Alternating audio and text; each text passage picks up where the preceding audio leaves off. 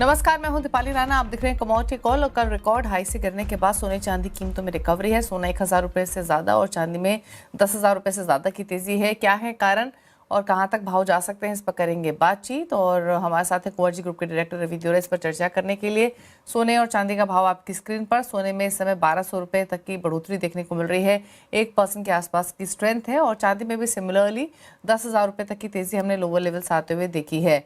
दरअसल रशिया और यूक्रेन के बीच में जो पीस टॉक्स की एक्सपेक्टेशंस बन रही थी वो अब थमते हुए दिखाई दे रही हैं, जिसके कारण ये तेज़ी वापस इमर्ज होते हुए दिखाई दी हो। क्लियरली रूस ने कहा है कि जो पीस टॉक्स उनके साथ उनकी चल रही थी यूक्रेन के साथ, उस स्थिति में बदलाव होगा। इसके अलावा तो मल्टीपल फैक्टर्स हैं जिन्होंने कंसिस्टेंटली सपोर्ट किया है तेज़ी को। लेकिन इस करंट सिचुएशन में क्या स्ट्रैटेजी हो सकती है, किस और भाव जा रहे हैं, इस पर बातचीत कर लेते हैं। रवि, पहले तो आप ही कैसे देखते हैं फंडामेंटल्स को? अब वापस से एक क्वेश्चन मार्क रेज हो गया है रूस यूक्रेन पीस टॉक को लेकर, और जब तक ये यथास्थिति बनी रहेगी प्राइसेस हल्के तो नहीं होंगे, डेफिनेटली तेजी की तरफ ही रहने की एक्सपेक्टेशंस है। आपका व्यू क्या है ओवरऑल? जरूर से कल का जो करेक्शन था वो आना भी था। इन पर्टिकुलर जो फ्राइडे एंड लास्ट वीक की एक बड़ी रैली के बाद एक प्रॉफिट बुकिंग कल इमर्ज होता हुआ दिखा था। एंड पर्टिकुलर मीन्स के यहाँ पे एक सप्लाई रिलेटेड कंसर्न्स है वो अभी भी बने हुए। आई थिंक ऐसा नहीं कि ओवरनाइट कोई ऐसा न्यूज था कल की सप्लाई सारी मीन्स के ठीक हो चुके। मीन्स के मार्जिन सेक्शन से साथ में ये जो कल लेट इवनिंग न्यूज आई, आई थिंक ये भी थोड़े सपोर्ट करने लायक थी। हालांकि जो भी मीन्स के कल का करेक्शन था उसके बाद क्या इसको शॉर्ट कवरिंग मानना चाहिए, बट मुझे लग रहा है कि गोल्ड सिल्वर रेशो देखे या अभी के fundamentals and rising geopolitical concerns देखे तो मेरे हिसाब से गोल्ड बेटर है आज। वैसे भी देखे तो अभी तक वहां पे फ्लैटिश मोमेंटम है और सिल्वर थोड़ा वॉल्टाइल हो चुका है। दिन में हाई लो के बिटवीन 6-7% की तो उसमें मोमेंटम नॉर्मल है। तो मीन्स के रिटेल इन्वेस्टर या ट्रेडर के लिए पॉसिबल नहीं इतनी बड़ी रिस्क को या वॉल्टालिटी को मैनेज करना। तो इस हिसाब से मुझे लग रहा है कि यहाँ पे आपको फोकस गोल्ड में रखना चाहिए। आज लेट नाइट एफएमसी मीटिंग के मिनट्स पे आने हैं तो उसके पहले थोड़ा यहाँ पे एज मिल सकता है। 136 पे चल रहा है प्राइस, बाय करे। स्टॉप लॉस लगा सकते हैं अराउंड 135,600 एंड 136,800 तक के लेवल की उम्मीद यहाँ पे करनी चाहिए। और मुझे लग रहा है कि according to this gold silver ratio and momentum यहाँ पे 1 लाख का गैप हो चुका है बिटवीन गोल्ड एंड सिल्वर, जो पहले नॉर्मल लास्ट ईयर यही टाइम 7-8 हजार का होता था। बट प्राइसेस भी बढ़ गए तो भी हम देखें तो भी ये मुझे लग रहा है कि अभी जो गोल्ड है उसके साथ फंडामेंटल ज्यादा फेवर में। ओके, चलिए, तो ये तो ओवरऑल एक व्यू हुआ, लेकिन इमीडिएट बेसिस पे क्या व्यू, क्या स्ट्रैटेजी होनी चाहिए ट्रेडर्स की जिन्होंने पोजीशंस ली हुई हैं? और अब कहाँ सपोर्ट कहाँ टारगेट आप देख रहे हैं दोनों ही कमोडिटीज में? गोल्ड की बात करें तो यहाँ पे मुझे लग रहा है कि इमीडिएट बेसिस पे अगर इंट्राडे का हमने ऑलरेडी रिकमेंडेशन दे दिया, बट अगर शॉर्ट टर्म का जिसका नजरिया है तो यहाँ पे पोजीशन को कैरी करें। एक 34,800 एक 34,600 के करीब बॉटम है, उसका स्टॉप लॉस लगाए और 139 तक के लेवल की उम्मीद करनी चाहिए। यहाँ पे स्टेबिलिटी ज्यादा है। सिल्वर थोड़ा वोल्टाइल है, हालांकि 225-226 का उसका जो पहले हर्डल हुआ करता था वो भी सपोर्ट बन चुका है। एंड फिर से एक रिकवरी 240 तक आए तो वहां पे एक बार प्रॉफिट बुक के लिए सोच सकते हैं। 1-2 दिन मुझे लग रहा है कि वैसे भी देखे तो कल काफी ग्लोबल मार्केट मंथ के हाफ डे ट्रेड कर रहे हैं एंड परसों पूरा दिन छुट्टी है। तो आई थिंक 2 दिन शायद आज की वॉल्टालिटी के बाद थोड़ा मोमेंटम रेंज बाउंड रहे। ओके, अच्छा, ये बेस मेटल्स में क्या राय रहेगी? कॉपर तो रुकने का नाम ही नहीं ले रहा है। यहाँ आपका फ्रेश व्यू क्या है? क्या अगले टारगेट्स हैं? अभी भी 0.25% की तेजी है कॉपर में। जब से हमने मीन्स के दीपावली के शो से बात की थी, copper is new silver for entire year, तो आई थिंक ये कंटिन्यूस टेंस रहेगा। कल की मुनाफा वसूली थी वो एग्जैगरेशन ऑफ लास्ट वीक, जो तेजी बड़ी देखने को मिली थी विदाउट एनी सिग्निफिकेंट न्यूज। तो उसके बाद में कल थोड़ा जी। प्रॉफिट बुकिंग या अनवाइंडिंग था। मेरे हिसाब से यहाँ पे कॉपर के अलावा आज ऑलरेडी 5% अप है। तो कोई डिप मिले 1250 के करीब बाय करें, शॉर्ट टर्म के लिए बाय पोजिशन रखे 1238 के स्टॉप लॉस के साथ, और 1288 ओके। तक के लेवल यहाँ पे आ सकते हैं। एंड इसके साथ ध्यान रखें आप जिंक में भी ये तेज इंटेक रहेगी। 304 पे बाय करें नया कॉन्ट्रैक्ट, 302 का स्टॉप लॉस एंड 310 का टारगेट होगा। ओके, अच्छा, इसके अलावा कच्चे तेल पर और नेचुरल गैस पर भी आपकी राय लेना चाहेंगे। नेचुरल गैस तो काफ़ी वॉलेटाइल रही है, लेकिन वापस से बढ़त दिखा रही है, ½ % ऊपर है। कच्चा तेल भी ½% ऊपर है 5265 के लेवल्स पर। क्या व्यू है इन दोनों पर करंट लेवल से? अजर से आपने जो राइटली पॉइंट आउट किया था, जो न्यूज थी कल मीन्स के जो यूक्रेन एंड रशिया के बिटवीन जो समाधान होना था, शायद मार्केट को डिले होता दिख रहा है। इस हिसाब से मुझे क्रूड में लग रहा है कि यहाँ पे बाई करना चाहिए। लेवल स्पेसिफिक 5250 5250 पे बाई करें with stop loss of 5210 and upper side 5340 तक के लेवल आपको एक से दो ट्रेडिंग सेशन में आते हुए दिख सकते हैं। और सीजनलिटी का बेनिफिट नेचुरल गैस को भी मिल सकता है। आज फ्लैटिश मोमेंटम है, शायद इवनिंग या कल के सेशन में यहाँ पे एक अच्छी रिकवरी का रुझान दिखे। 355 के करीब बाई करे, स्टॉप लॉस रखे 348 एंड यहाँ पे 370 तक के लेवल की उम्मीद करनी चाहिए। ओके, तो ये बात हुई कच्चे तेल और नेचुरल गैस की, जहां पर आज के सेशन में मोमेंटम थोड़ा खरीदारी की तरफ ही बना हुआ है। अच्छा, ओवरऑल बेस मेटल पैक में रवि, कॉपर का तो आपने जिक्र किया ही, स्ट्रॉन्ग आउट परफॉर्मेंस हमने कॉपर की तरफ से आते हुए देखी है, but in general overall base metals पर क्या आउटलुक है, या फिर जिंक एल्यूमिनियम को लेकर स्ट्रैटेजी क्या है? ज़्यादा कन्विक्शन एंट्री पॉइंट ऑफ के हिसाब से, रिटर्न्स के हिसाब से कहाँ दिखाई दे रहा है आपको पूरे पैक में? फर्स्ट क्वार्टर के लिए मुझे एल्यूमिनियम अच्छा लग रहा है अलोंग विद कॉपर। यहाँ पे थोड़ा फंडामेंटल पॉजिटिव है। साथ में पहले क्वार्टर चाइना का जो प्रोडक्शन है वो काफी कम रहता है एंड इसे क्योंकि विंटर के हिसाब से वो प्रोडक्शन कट करते हैं। साथ में यहाँ पे मेंस के अलोंग विद मेटल तेजी बनी हुई है। कल हायर लेवल से एक मुनाफा वसूली का ट्रेड हमने देखा था और आज भी थोड़ा साइडवेज ही मोमेंटम है। तो मुझे लग रहा है कि यहाँ पे थोड़ा शॉर्ट टर्म में फोकस करें। 290 जनवरी कॉन्ट्रैक्ट पे अच्छा सपोर्ट है, ये डिप पे बाई करें एंड जब तक ये 288 का लेवल ब्रेक नहीं करता ट्रेंड पॉजिटिव बना रहेगा।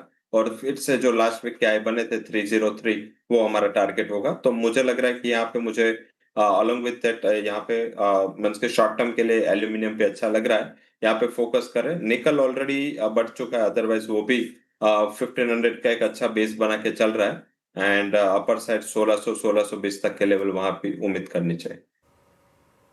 ओके, चलिए, ये बात हुई निकल की, जहाँ पर 6.5% का उछाल है। शानदार मोमेंटम यहाँ भी देखने को मिला है कंसिस्टेंटली कॉपर के साथ साथ, और बाकी बेस मेटल्स भी हालांकि आज हरे निशान में कारोबार करते हुए दिखाई दे रहे हैं। अच्छा, इसके अलावा अगर हम अब एग्री कमोडिटी बास्केट की तरफ रुक करें, इनफैक्ट कुछ ट्रेड्स आपने आइडेंटिफाई किए हैं क्या? हालांकि हमने ज़्यादातर बेस मेटल्स की और एनर्जी पैक की बात की, बट अगर ट्रेडिंग पिक्स के तौर पर देखें तो जो ट्रेड्स आपने जिक्र किया उसके अलावा भी कुछ रेडार पर हैं आपके? जैसे हमने सारे कमोडिटीज के ऑलरेडी बात कर लिए, बट अगर आप प्रेफर्ड पिक आज के लिए बात करें तो मेरे हिसाब से क्रूड एक प्रेफर्ड बेट रहेगा। यहाँ पे बाई करें 5250 के करीब, स्टॉप लॉस लगा सकते हैं अराउंड 5210 एंड अपर साइड जो टारगेट है वो 5340 तक आता हुआ दिख सकता है।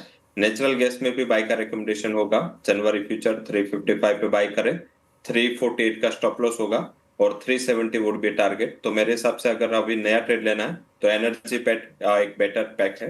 एंड उसके अलावा अगर मेटल्स की बात करें तो आज के लिए प्रिफर्ड कमोडिटी होगी वो है जिंक। जिंक शॉर्ट टर्म में काफी अच्छी सस्टेनेबिलिटी के साथ ट्रेड हो रहा है और डिस्पाइट दिस हेडविंड्स यहाँ पे थोड़ा एज बन रहा है एंड इंटरनेशनल मार्केट में भी 3100 का लेवल एलएमई के ऊपर लगातार सस्टेन हो रहा है। तो जिंक पे भी फोकस रखे, 304 के करीब नया कॉन्ट्रैक्ट बाई करे, स्टॉप लॉस 300 एंड टारगेट 312 तक आ सकता है।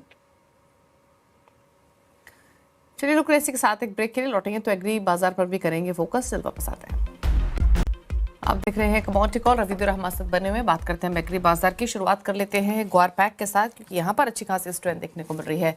आज के बाजार में प्राइसेस ऊपर है, 2% ऊपर ग्वारगम लगभग 6000 के नजदीक ट्रेड कर रहा है ग्वार सीड, और ग्वारगम में इनफैक्ट 11500 के ऊपर के लेवल्स देखने को मिल रहे हैं। पहले तो रवि इन्हीं दोनों कमोडिटीज पर भी अपनी राय दीजिए।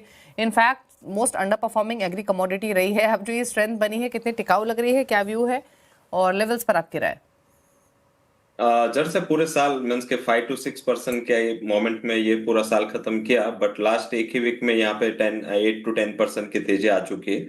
तो मेरे हिसाब से पूरे साल की तेजी यही सप्ताह में यहाँ पे आई है एंड ये अंडर परफॉर्मेंस का जो टैग था और एक्सपायरी जो लास्ट हुई अभी तक की जो एक्सपायरी है इसमें काफी अच्छी सप्लाई आती हुई दिखी थी। लास्ट एक्सपायरी में थोड़ी सप्लाई कम थी, तो इस हिसाब से मार्केट ऑप्टिमिज्म के साथ ट्रेड कर रहा है एंड काफी अच्छी तेजी है यहाँ पे। एंड लास्ट वीक में हमने दोनों कमोडिटीज में बाई भी दिया था।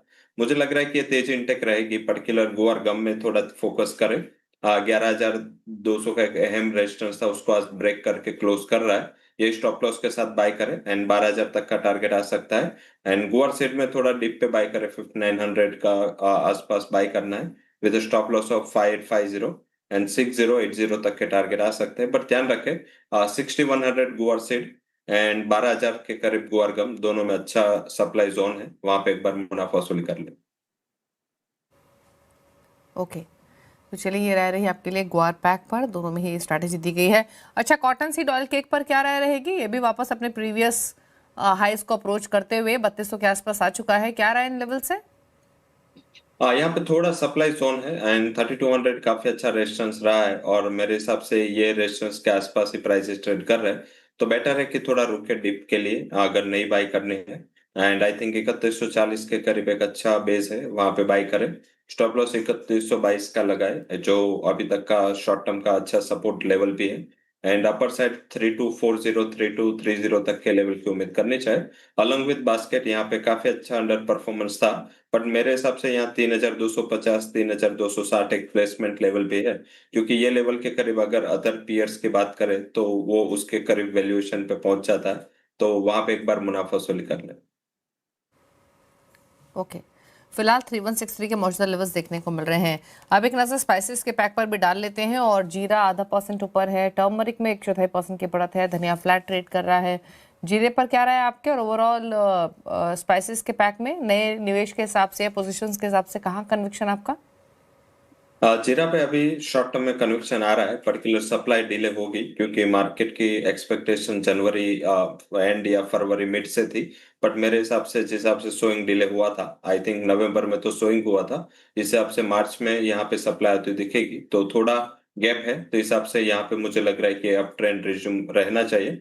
22,200 के करीब बाय करें, 21,920 का स्टॉप लॉस, 22,700 तक के लेवल यहाँ पे आ सकते हैं। एंड शॉर्ट टर्म में थोड़ा ये गिरावट पे मुझे धनिया भी अट्रैक्टिव लेवल पे दिख रहा है, 10,000 का लेवल इनटेक रहा है एंड यही स्टॉप लॉस के साथ बाय करें। शॉर्ट टर्म के लिए आपकी बाय पोजीशन होनी चाहिए एंड 10,680 का टारगेट होगा। ओके, और एक राय आपकी कैस्टर पर भी 6732 पर ट्रेड करते हुए भी?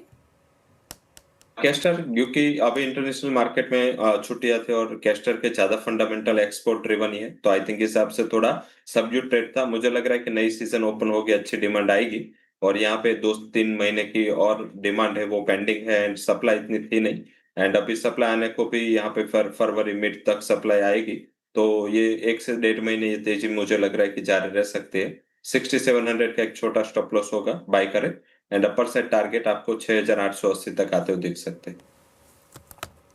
ओके, तो ये रहा रही कैस्टर सीट पर 6762 के करंट लेवल्स देखने को मिल रहे हैं। चलिए, शुक्रिया रवि आपका आने के लिए शो में और सभी ट्रेड्स रेकमेंड करने के लिए, थैंक यू सो मच। इसी के साथ कमोडिटी कॉल में तो इतना ही। ब्रेक के उस पर आप देखिए आवाज समाचार। नमस्कार।